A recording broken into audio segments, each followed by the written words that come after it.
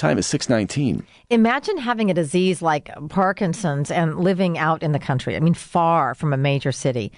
Seeing a specialist often involves having to travel a long way. And now there's technology out there that's helping bring Parkinson's specialists to the patient. With us now is Dr. Richard Rosenbaum, Medical Director of the Parkinson's Program at Providence Brain and Spine Institute. Dr. Rosenbaum, how are you today? Good, thanks. How are you? Very well. We don't know much about how this works, so explain how you can see patients out in the country while you're staying in Portland. Well, it's a lot like Skype or FaceTime. We have a computer on my desk right at my office, just where I would see a patient normally, that allows me to see the patient by computer in a hospital clinic. It's a evolution from the robots that are used to treat stroke patients. Providence has a number of these robotic installations at smaller hospitals around the state, and they're not in use every minute because strokes are infrequent. And so between strokes, a Parkinson's patient can come in and we can have the same connection. Yeah, I'm just wondering with that technology, though, Dr. Rosenbaum, do you lose anything in terms of bedside manner? Is there any difference in communicating that way? Well, that's a terrifically good question.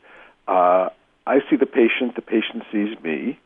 One advantage of the machine is that I can move the camera around, get very close to look right in their face or right at their hands and see things in detail. When I ask the patients about the experience, they're extremely comfortable with it. Oh, I see. There are a couple, I can't touch the patient, obviously, but when we set the system up, I go out and visit with the nurses and teach them the things that need a hands-on part of the exam. So that the nurse will do that part of the exam for me, report what he or she feels, and by watching the nurse do the exam, it's almost as good as being there. Dr. Rosenbaum, we know that more recently, in recent years, big celebrities have come out saying they have Parkinson's disease, like Michael J. Fox and Brian Grant from the former Trailblazer. And I'm just wondering, are there any other advances in caring for people with Parkinson's that we might want to know about from you? Well, there's sort of three stages of advances. One is there are some new drugs coming out relatively frequently, like the new drug patch just became available again. They are advances, but not incredible breakthroughs. There are some drugs on the horizon that are going to be new classes of drugs that we hope will be out in the next year or two.